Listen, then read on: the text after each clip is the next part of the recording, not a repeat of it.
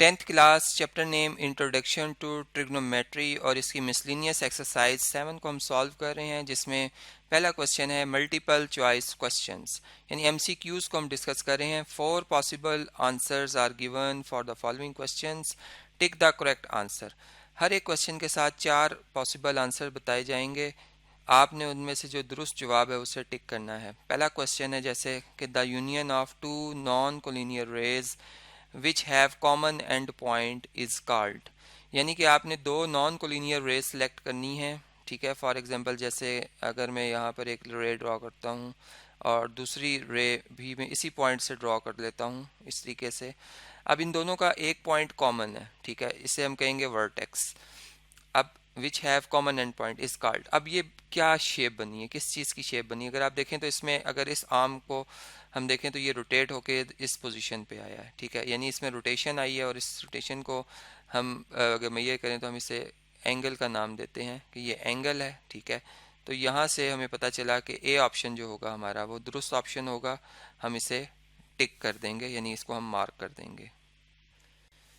Next question है जी, इसमें स्टेटमेंट में लिखा हुआ है कि the system of measurement in which the angle is measured in radiance is called, यानी एक ऐसा system of measurement of angle जिसमें एंगल को रेडियंस में मेजर किया जाए, इसे हम कौन सा सिस्टम कहते हैं? तो याद रखें कि जब हम एक सर्कुलर सिस्टम की बात करते हैं, यानी यहाँ पे अगर मैं एक सर्कल ड्रॉ करता हूँ, ठीक है, मैंने थोड़ा सा कोशिश की कि नीट बने, लेकिन अगर नहीं हुआ तो आप इग्नोर कीजिएगा।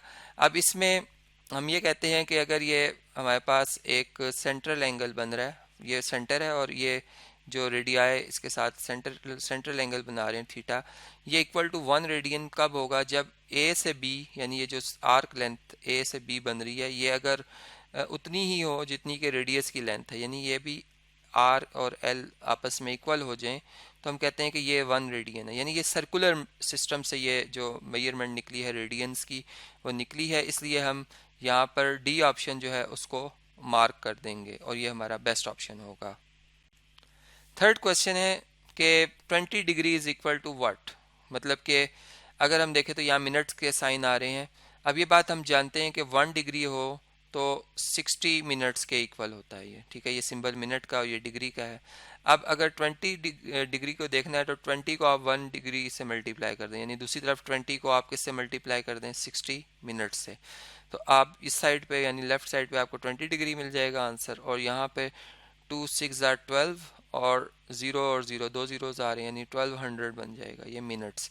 तो यहाँ से हम ये मतलब देख सकते हैं कि इसका आंसर जो है वो सी ऑप्शन बन रहा है, इसको हम मार्क कर देंगे, इसी के सी हमारा करेक्ट आंसर होगा। नेक्स्ट क्वेश्चन है जी, इसमें लिखा हुआ है 3 pi by 4 radians equal to what, कितने डिग्री के इक्वल होते हैं? तो आप ये बात याद रखें कि पाई रेडियंस जो होते हैं, पाई रेडियंस ये इक्वल होते हैं किसके जी? 180 डिग्री के। अब आप देखें तो इसमें पाई को आप किससे मल्टीप्लाई कर रहे हैं? 3 से, यानी ये 3 पाई रेडियन हो जाएगा। और दूसरी तरफ भी आपको क्या करना होगा? 180 को किससे मल्टीप्लाई करना होगा? डिग्री को, 180 डिग्री को 3 से। और यहाँ पे अगर आप देखें तो डिवाइज़र में 4 है, इधर भी आप डिवाइड करेंगे तो दूसरी तरफ भी आप डिवाइड कर देंगे। यानी यहाँ से अगर आप देखें तो 4 के टेबल से 4 1s आर 4, 4 4s आर 16, 18 में 16 माइनस करें 2 आता है, इस कैरी हो जाएगा 20 बनेगा, 4 5s आर 20, यानी 45 डिग्री इंटू 3।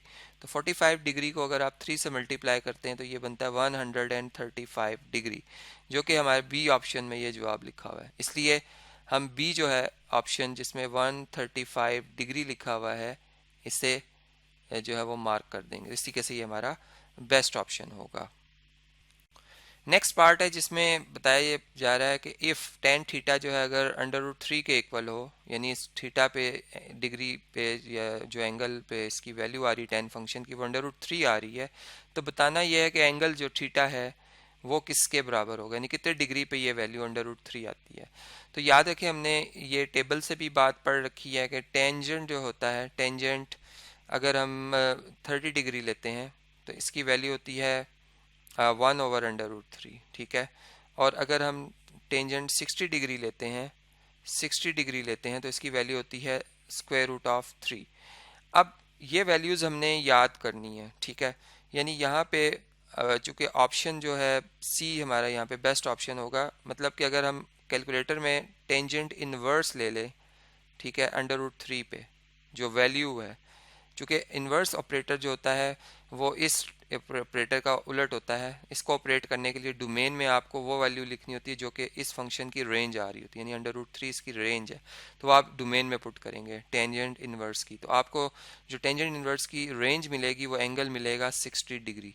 तो इस लिहाज से हमारा जो डी ऑप्शन होगा, सॉरी जो ये सी ऑप्शन होगा जिसमें 60 डिग्री लिखा हुआ है, ये हमारा बेस्ट ऑप्शन होगा, ये हमारा करेक्ट आंसर होगा। नेक्स्ट पार्ट है जी सीकेंट स्क्वायर थीटा जो है वो किसके बराबर है।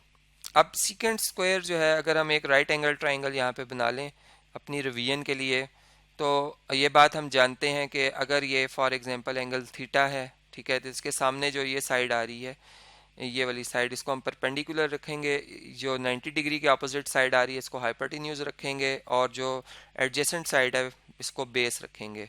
तो हम ये बात जानते हैं कि सीकेंट जो होता है, सीकेंट अगर थीटा की बात करें, सीकेंट स्क्वायर है तो इसको आप यूँ भी लिख सकते हैं सीकेंट थीटा का स्क्वायर, ठीक है। अब देखें सीकेंट जो रेशो होती है ये होती है हाइपोटेन्यूज ओवर बेस साइड की रेशो, ठीक है, बेस साइड की रेशो, ये तो आप जानते ही हैं। अब इसमें हाइपोटेन्यूज जो है, ऊपर अगर आप देखें तो हाइपोटेन्यूज का स्क्वायर हो जाएगा, और नीचे अगर आप देखें तो बेस का स्क्वायर हो जाएगा, अगर आप स्क्वायर दोनों अप्लाई कर लेते हैं ऊपर और नीचे।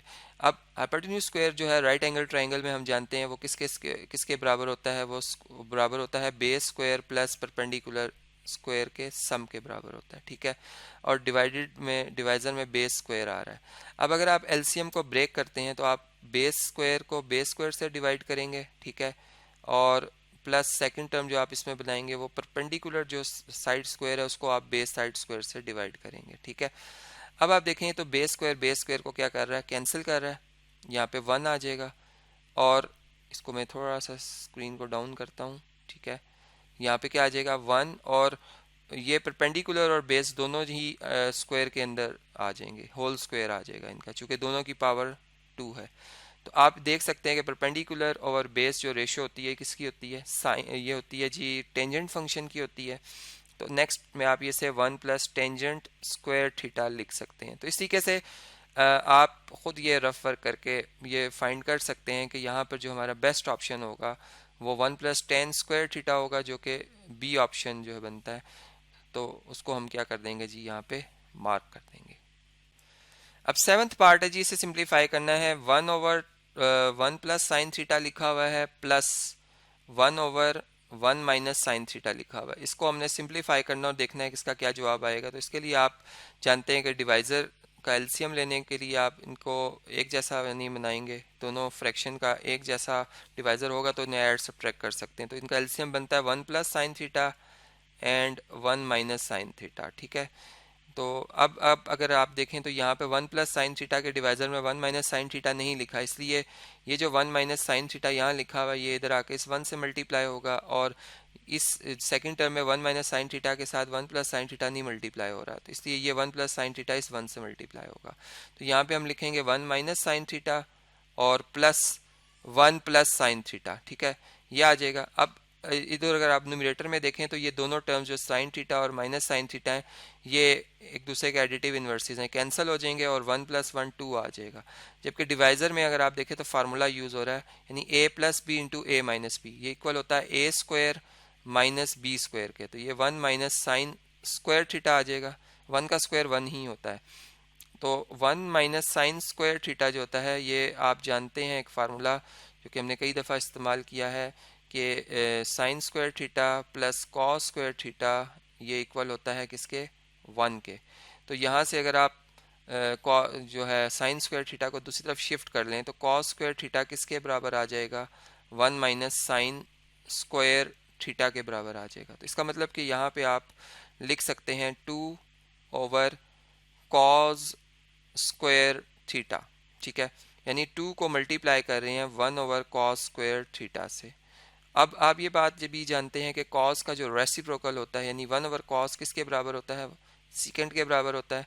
तो आप इसे लिख सकते हैं 2 सीकेंट स्क्वायर थीटा, ठीक है, चूँकि 1 ओवर कॉस है तो सीकेंट और 1 ओवर कॉस स्क्वायर है तो सीकेंट स्क्वायर थीटा। तो यहाँ पर जो ए ऑप्शन बनता है इसे हम फिर मार्क कर देंगे कि ये 2 सीकेंट स्क्वायर थीटा जो है हमारा इस सवाल का बेस्ट मतलब इसका जवाब ही आ रहा है, तो इसकी ए ऑप्शन इसका बेस्ट ऑप्शन होगा। नेक्स्ट क्वेश्चन है जी 1/2 कोसिकेंट 45 डिग्री, ये किसके बराबर होगा? तो देखें इसमें 1/2 as it is cosecant 45 degree की बात की जा रही, सॉरी कोसिकेंट है, मैंने कॉस लिख दिया है, ये कोसिकेंट 45 डिग्री है। तो याद रखें कि कोसिकेंट जो फंक्शन होता है ये रेसिप्रोकल होता है साइन का, यानी 1/sin थीटा जो होता है वो कोसिकेंट थीटा के बराबर होता है। इसका मतलब कि आप यहाँ पे यूं कह सकते हैं कि ये लिखा हुआ है 1/sin ऑफ 45 डिग्री, 45 डिग्री। अब साइन 45 की जो वैल्यू होती है, साइन 45 डिग्री की जो वैल्यू होती है वो होती है 1/√2, जो कि आपने याद करनी है। ठीक है, इसके ऊपर डिटेल लेक्चर अवेलेबल है कि कैसे ही आती है 1/2, वो भी हमने इस पर बात की हुई है। ठीक है जी, तो अब जब आप इसका रेसिप्रोकल ले लेंगे यानी कि 1/sin 45 डिग्री लिखेंगे तो फिर आपको इधर भी रेसिप्रोकल करना होगा, यानी कि √2 ऊपर शिफ्ट हो जाएगा और 1 नीचे, तो ये √2/1 बन जाएगा, जिसको आप √2 ही लिख सकते हैं। तो यहाँ पे 1/, जब आप साइन 45 की वैल्यू लिखेंगे तो √2 आ जाएगी, यानी इसको हम लिख सकते हैं √2/2। ठीक है, अब यहाँ पे लॉ ऑफ एक्सपोनेंट्स यूज़ करेंगे, ऊपर जो नंबर है उसकी पावर 1/2 है और नीचे जो नंबर है उसकी पावर 1 है। जब आप इसको ऊपर शिफ्ट करेंगे तो ये 2 की पावर आ जाएगी -1। अब यहाँ पे स्पेस थोड़ा सा बना देता हूँ मैं, क्योंकि हमें कुछ और रफ वर्क भी यहाँ पे फर्दर करना है। तो देखें इससे नेक्स्ट जो है यूँ आ जाएगा हमारे पास जो वर्किंग है कि यहाँ पे आएगा 1/, नहीं आएगा, यहाँ पे आएगा 2 और इसकी पावर में आएगा 1/2। चूँकि बेसिस सेम है, दोनों 2 हैं बेसिस में और पावर में 1 माइनस हो जाएगा, तो 2 की पावर 1/2 में से 1 माइनस करें तो 2 एलसीएम आएगा और 1 में से 2 माइनस हो जाएगा तो -1/2 आ जाएगा, 2 की पावर -1/2। और जब आप इसे पॉजिटिव बनाएंगे तो इसको आप 1/2 की पावर 1/2 लिख सकते हैं, और 1 की पावर 1/2 1 ही होता है और 2 की पावर 1/2 जो है वो √2 होता है। ठीक है, तो इस तरीके से इसका जो जवाब आ रहा है वो 1 divided by square root of 2 आ रहा है। ठीक है, चूँकि 2 का जो पावर 1/2 उसको आप स्क्वायर रूट ऑफ 2 लिख रहे हैं, तो बी ऑप्शन जो होगा हमारा यहाँ पे वो बेस्ट ऑप्शन होगा, इसे हम जो है वो मार्क कर देंगे। नेक्स्ट एमसीक्यू है जी कि इसमें लिखा हुआ है secant theta multiply by cotangent theta. हमने देखना है कि इसका क्या जवाब आता है। तो सीकेंट थीटा को आप मल्टीप्लाई कर रहे हो कोटेंजेंट थीटा के साथ। अब सीकेंट जैसे मैंने अभी आपको बताया कि ये 1/cos थीटा के बराबर होता है, कॉस का रेसिप्रोकल है सीकेंट, और कोटेंजेंट जो होता है ये टेंजेंट का रेसिप्रोकल है। इसको आप 1/tan भी लिख सकते हैं और आप इसे cos theta over sine theta भी लिख सकते हैं, मतलब दो तरीके हैं आपके पास। अब यहाँ अगर आप देखें तो ये जो cos थीटा है और 1/cos थीटा एक दूसरे के इन्वर्सेस हैं, मल्टीप्लाई हो रहे हैं, कैंसिल हो जाएंगे, यहाँ पे 1 आ जाएगा और डिवाइज़र में साइन थीटा आ जाएगा। तो 1/sin थीटा जो है इसकी सिंप्लीफाइड फॉर्म है। अब 1/sin थीटा जो है वो कौन से ऑप्शन में लिखा हुआ है? वो सी ऑप्शन में लिखा हुआ है, हम इसे मार्क कर देंगे जी। लास्ट एमसीक्यू है कि cosecant square theta minus cotangent square theta किसके बराबर है? तो कोसिकेंट स्क्वायर थीटा इसको लिख लेते हैं यहाँ पे हम, और माइनस कोटेंजेंट स्क्वायर थीटा इसको भी लिख लेते हैं। कोसिकेंट जो होता है जैसा भी बताया था आपको कि 1/sin थीटा के बराबर होता है, इसका होल स्क्वायर आ जाएगा। और कोटेंजेंट को आप cos theta over sine theta जो है इस तरह से भी लिख सकते हैं, cos theta over sine theta और इसका होल स्क्वायर। अब आप देखें कि दोनों जो डिवाइज़र हैं वो साइन स्क्वायर थीटा हैं दोनों में, तो इसको आप कॉमन ले सकते हैं साइन स्क्वायर थीटा को। तो इनके न्यूमरेटर्स जो हैं जैसे कि 1 स्क्वायर 1 ही होता है और यहाँ पर cos स्क्वायर थीटा ये इसके न्यूमरेटर में आ जाएगा। ठीक है जी, ये आ जाएगा 1 माइनस कॉस स्क्वायर थीटा। अब एक फार्मूला हमने पढ़ रखा है कि sign square theta plus cos square theta जो होता है वो इक्वल टू होता है 1 के, और अगर आप कॉस स्क्वायर थीटा को दूसरी तरफ शिफ्ट कर लें तो साइन स्क्वायर थीटा जो होता है वो इक्वल होता है 1 माइनस कॉस स्क्वायर थीटा के। तो अब यहाँ से अगर आप देखें तो 1 माइनस कॉस स्क्वायर थीटा जो है वो साइन स्क्वायर थीटा आ गया ओवर साइन स्क्वायर थीटा, और साइन स्क्वायर थीटा को क्या कर देगा, कैंसिल कर देगा, 1 आ जाएगा। तो यहाँ से हमें पता चला कि हमारा जो ऑप्शन नंबर बी है वो बिल्कुल दुरुस्त ऑप्शन है। हम इसे जो है यहाँ पे बी ऑप्शन को जो है वो मार्क कर देंगे। तो इस तरीके से ये जो प्रॉब्लम था हमने अंडरस्टैंड किया। इसका एक और भी तरीका था कि हम डायरेक्ट फार्मूला भी यूज़ कर सकते थे, लेकिन हमने इसको जो है वो ख़ुद सॉल्व करके इसका जो ऑप्शन है वो सर्च किया। तो इस तरीके से हम ये तमाम जो MCQs है मैंने सॉल्व किए। अब जो इससे नेक्स्ट क्वेश्चंस आ रहे हैं यानी क्वेश्चन नंबर 2 और इससे ऑनवर्ड जो क्वेश्चंस हैं वो मैं नेक्स्ट वीडियोस में आपसे जो है वो डिस्कस करूँगा।